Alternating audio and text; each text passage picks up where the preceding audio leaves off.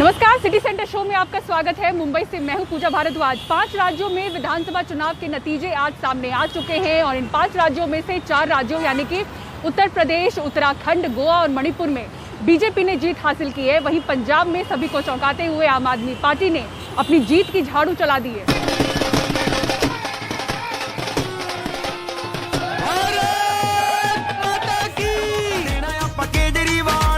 BJP ने 4 राज्यों की जीत का जश्न मनाया। जगह जगह बीजेपी कार्यकर्ता और समर्थक नाचते, गाते और मिठाई बांटते हुए दिखे। ढोल नगाड़ों के साथ बीजेपी समर्थकों ने खुशी जाहिर की। वहीं दिल्ली में बीजेपी मुख्यालय में पीएम मोदी का जोरदार स्वागत हुआ। इस मौके पर प्रधानमंत्री ने कहा कि वो गरीबों के घर तक उनका हक पहुंचाएंगे। साथ ही उन्होंने कहा कि इन चुनावों ने 2024 के चुनाव नतीजे तय कर दिए।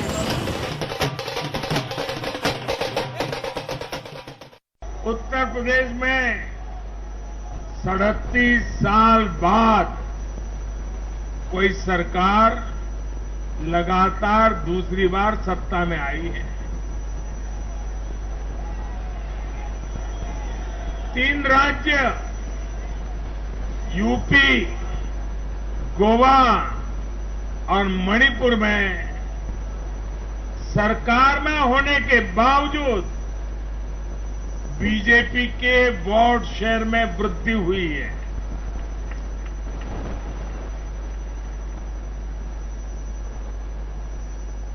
गोवा में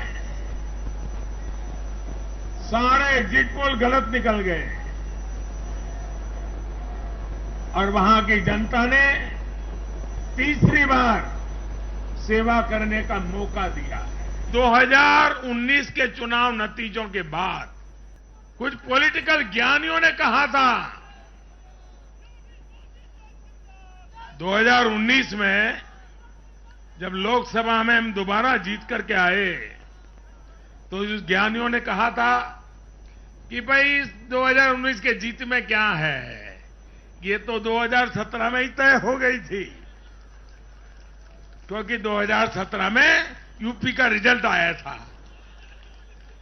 मैं मानता हूं इस बार भी ये ज्ञानी जरूर कहने की हिम्मत करेंगे कि 2022 के नतीजों ने 2024 के नतीजे तय कर दिए हैं। और उत्तर प्रदेश के नतीजों की बात करें तो बीजेपी ने यहां पर 36 सालों का रिकॉर्ड तोड़ते हुए लगातार दूसरी बार जीत दर्ज की है। मुख्यमंत्री योगी आदित्यनाथ ने कहा कि पूरा विश्व उत्तर प्रदेश की ओर देख रहा है। लखनऊ से सौरभ शुक्ला की ग्राउंड रिपोर्ट देखिए। मतगणना की शुरुआत होते ही बीजेपी ने निर्णायक बढ़त बना ली। लीड के साथ साथ बीजेपी कार्यालय में जीत का जश्न भी तेज होता गया। जश्न का एक प्रतीक रहा बुलडोजर। पूरे प्रदेश में बीजेपी कार्यकर्ता बुलडोजर पर बैठकर जश्न मनाते नजर आए। कानपुर की मेयर परमिला पांडे भी बुलडोजर पर चढ़कर जश्न मनाने पहुंची।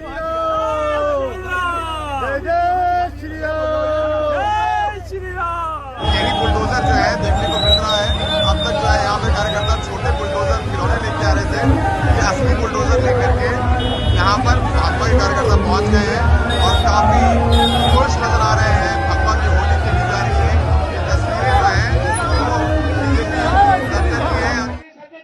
लखनऊ में बीजेपी दफ्तर में भगवा रंग से होली खेली गई और जब मुख्यमंत्री योगी आदित्यनाथ बीजेपी दफ्तर पहुंचे तो उन्हें भी भगवा रंग से सराबोर कर दिया गया। योगी जी ने भी सबका धन्यवाद दिया और आगे बेहतर काम करने का वादा किया।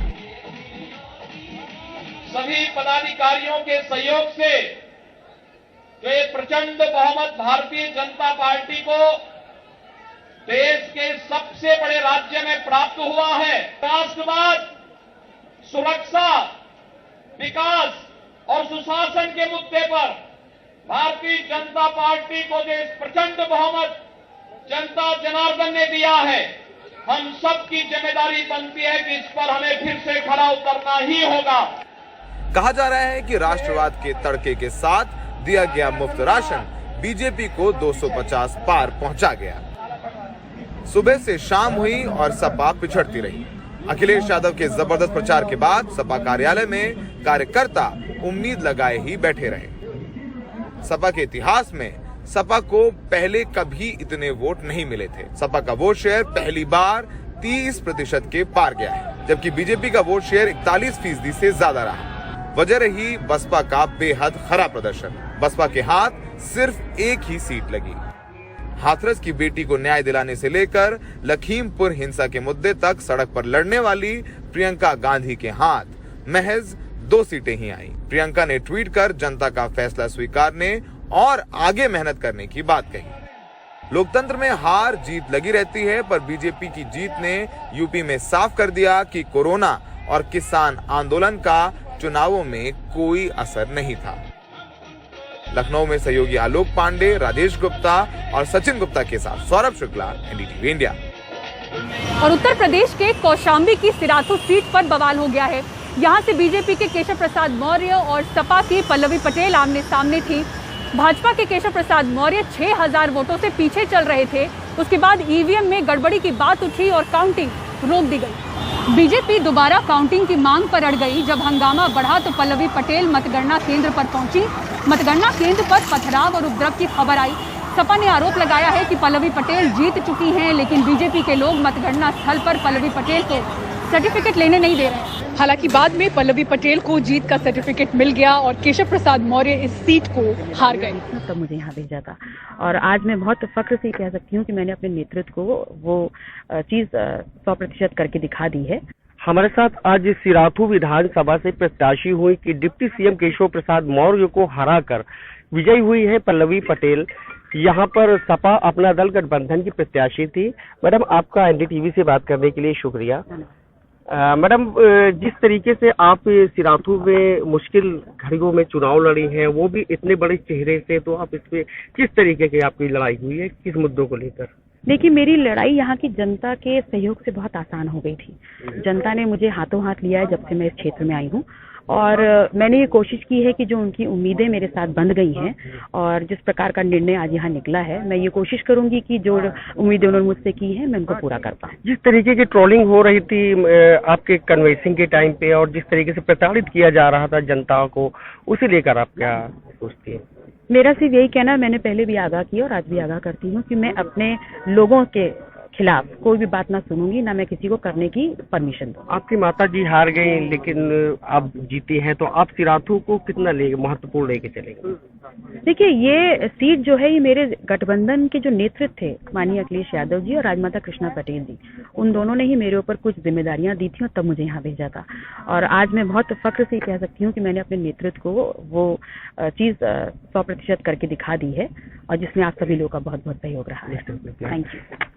एनडीटीवी के लिए कौशाम्बी से बात करते हैं। और अब आइए पंजाब की बात करते हैं। यहाँ पर आम आदमी पार्टी ने बड़ा उलटफेर करते हुए सत्ताधारी कांग्रेस को न सिर्फ सत्ता से बाहर कर दिया है, बल्कि आम आदमी पार्टी की पंजाब में इस तरह से तूफानी एंट्री हुई है कि कांग्रेस से लेकर अकाली दल के बड़े बड़े सूरमा इस बार चुनाव हार गए हैं। नतीजा ये हुआ है कि आम आदमी पार्टी और अरविंद केजरीवाल पंजाब और दिल्ली के रास्ते अब देश की राजनीति में धुआंधार एंट्री मारते हुए नजर आ रहे हैं। शरद शर्मा की रिपोर्ट देखिए।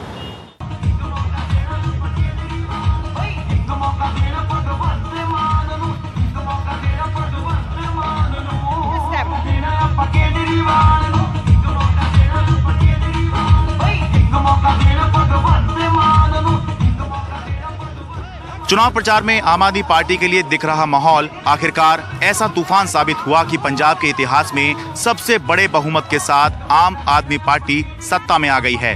भारत माता की, भारत माता की। आम आदमी पार्टी ने पंजाब की 117 में से 92 सीट जीतकर नया इतिहास रच डाला। 48 साल के भगवंत मान पंजाब के अगले मुख्यमंत्री होंगे, जो शहीद आजम भगत सिंह के गांव खटखट कला में मुख्यमंत्री पद की शपथ लेंगे। यकीन रखियो मेरे पे, मेरी नीयत मारी नहीं हैगी, मेरे पे यकीन रखियो। आप सब मुझ पर भरोसा रखिएगा, मेरी नीयत गलत नहीं है। 1 महीने में आप सबको फर्क दिखना शुरू हो जाएगा। हम भगत सिंह जी के गांव खटखट कला में जाकर शपथ लेंगे। ਹੁਣ ਉਹ ਸੌਹਾਂ ਜਿਹੜੀਆਂ ਨੇ ਉਹ ਸ਼ਹੀਦਾਂ ਦੇ ਪਿੰਡਾਂ 'ਚ ਆ ਗਈਆਂ। ਖਟਕੜ ਕਲਾਂ ਸੌਂ ਚੁੱਕਾਂਗੇ, ਤਾਰੀਖ ਤੁਹਾਨੂੰ ਦੱਸ ਦਿਆਂਗੇ। पंजाब में आम आदमी पार्टी का तूफान इतना जबरदस्त था कि इससे कांग्रेस या अकाली दल का कोई भी दिग्गज बच नहीं पाया। पंजाब के मौजूदा मुख्यमंत्री चरणजीत सिंह चन्नी 2 सीटों से चुनाव लड़ रहे थे और दोनों से ही हार गए। पंजाब के पूर्व मुख्यमंत्री कैप्टन अमरिंदर सिंह पटियाला से चुनाव हार गए। कांग्रेस के प्रदेश अध्यक्ष नवजोत सिंह सिद्धू अमृतसर ईस्ट से चुनाव हार गए। 5 बार पंजाब के मुख्यमंत्री रहे प्रकाश सिंह बादल लंबी से और उनके बेटे सुखबीर बादल जलालाबाद से चुनाव हार गए। विक्रम सिंह मजीठिया भी चुनाव हार गए। सभी दिग्गजों को आम आदमी पार्टी उम्मीदवारों के हाथों ही हार का सामना करना पड़ा। बड़े बादल साहब हार गए। आप सबने देखा, बादल हार गए, चन्नी हार गए। अरविंद केजरीवाल ने लिख कर दिया था, डेमोक्रेसी है, सबको हक है अपनी बात रखने का, लेकिन मैं मुख्यमंत्री पूरे पंजाब का बनूंगा।